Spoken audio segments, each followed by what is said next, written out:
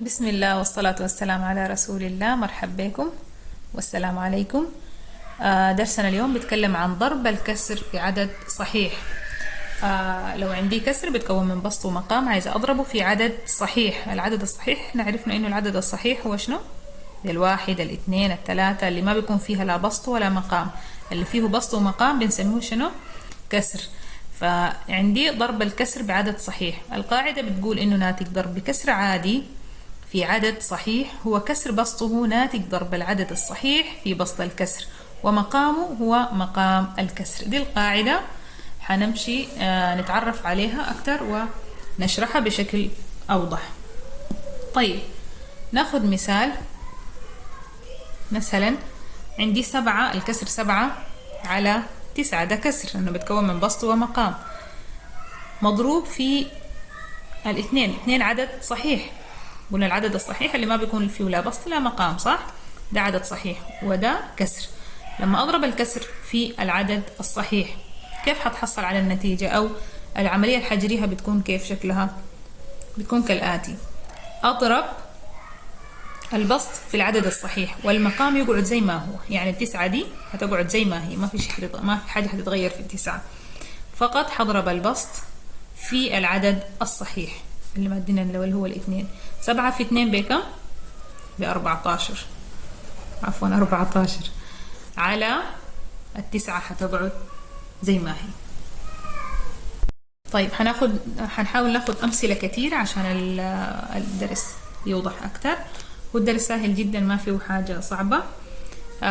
ناخد مثال تاني. مثلا عندي 4 على 5 مضروبة في العدد الصحيح 3. قلنا حنعمل شنو؟ نثبت المقام زي ما هو، دي 5، أضرب العدد الصحيح في البسط اللي هو 4 في 3. 4 في 3 ب12، والمقام ثابت زي ما هو 5. دي كل ما في الموضوع اللي هو موضوع ضرب الكسر في العدد الصحيح. ناخد مثال آخر أيضا. عندي 2 على 3 مضروبة في 7. 7 عدد صحيح، والاثنين على 3 كسر. هاخد 3 في المقام وأضرب الاثنين في 7. 2 في 7 ب14، وفي المقام عندي 3 زي ما هي.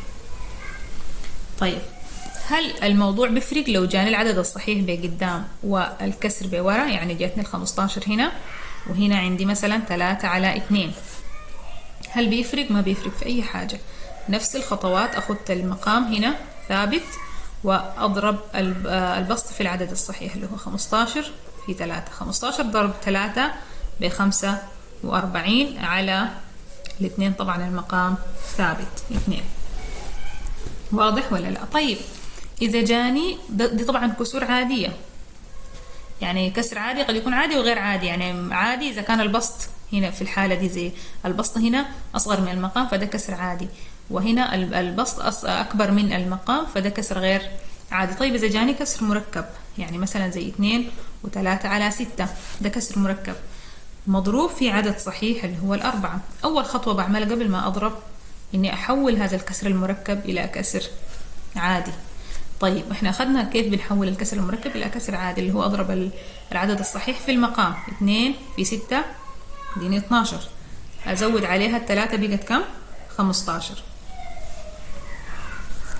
يساوي 15 على 6. أجي أضربها في 4. يا دوب كده حولت الكسر المركب إلى كسر عادي. بعد كده حأجري عليه عملية ضرب الكسر العادي في عدد صحيح. بعمل شنو؟ بثبت المقام اللي هو 6 زي ما هي، وأضرب 15 في 4. لو ضربت 15 في 4 بديني كم يا جماعة؟ 60 على 6. آخر مثال برضو نثبت الجزئية بتاعت الكسر المركب اللي هي 2. مثلا عندي الكسر المركب 3 و2 على 11. أنا باخد أمثلة من التمارين وأمثلة من الأمثلة الموجودة في الكتاب. طيب 3 و2 على 11 مضروبة في 6. مضروبة في كم؟ في 6.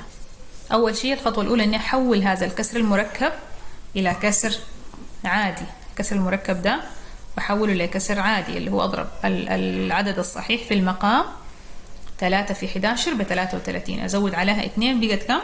35 على ال11 نفسها. طيب الخطوة الأولى قلنا هنا نحول الكسر المركب ده لكسر عادي، بقى 35 على 11. تمام، بقى عندنا كسر عادي أمامنا، هأضربه في العدد الصحيح 6. أضرب البسط في العدد الصحيح والمقام ثابت زي ما هو، ال11 هتقعد هنا، 35 نضربها في 6 تساوي كم؟ 210 على ال11 اللي هو في المقام بيكون ثابت زي ما هو.